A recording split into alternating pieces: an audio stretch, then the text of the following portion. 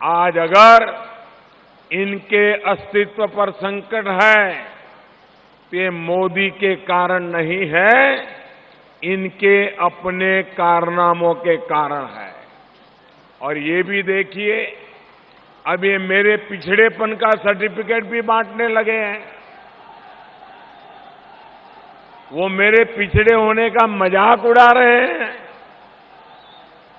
साथियों, हर चुनाव में इन लोगों का जब पराजय सामने दिखने लगता है तो ये खेल शुरू हो जाता है। 2 चरण में इनके हाल इतने खराब हो गए कि चाव चाव चाव करना शुरू कर दिया। मेरी जाति, इस पर आ जाते हैं। कोई नीच बोलता है, कोई कुछ गाली देता है, कोई कुछ गाली देता है। अब तो मुझे इन गालियों की, अपमान सहने की, और वैसे भी हम गरीबों को, पिछड़ों को सदियों से ये नामदारों की गालियां खाने की आदत हो गई है। मुझे भी हो गई है। लेकिन मैं इनसे पूछना चाहता हूं, आपने अपने परिवार का पिछड़ापन दूर करने के अलावा और कुछ किया है क्या?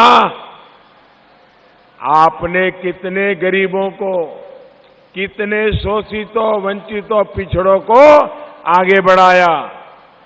अगर गिने तो पार्टी में 1 से 100 नंबर तक आप और आपका परिवार ही होता है। साथियों, मुझे देख करके हैरानी होती है कि आजकल ये विपक्षी लोग सड़क, बिजली, पानी, महंगाई ऐसे बुनियादी मुद्दे छोड़कर असली नकली पर बहस कर रहे हैं।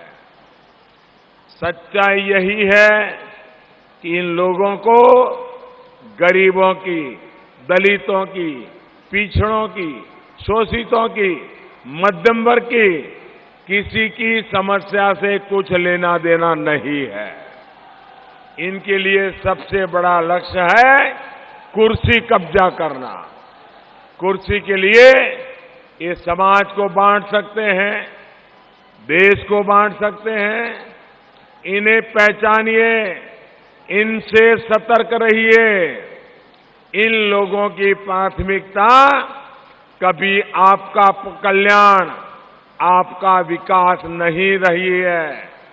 इनकी सरकारों की पहचान भी उद्योगों से नहीं बल्कि घोटालों से बनी थी।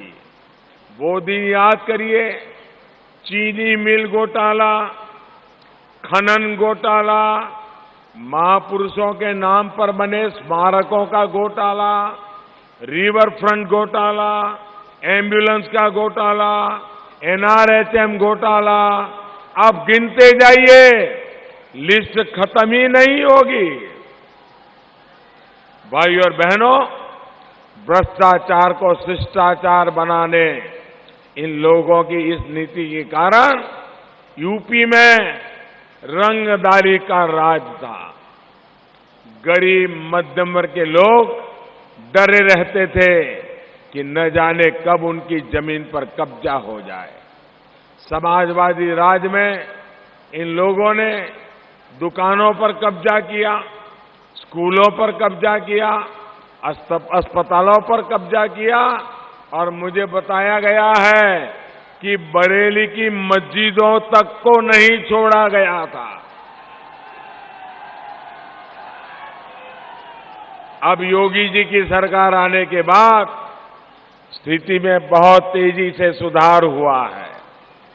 साथियों, अब कानून का राज कायम होता है तब कारोबार के रास्ते खुलते हैं, रोजगार के रास्ते खुलते हैं।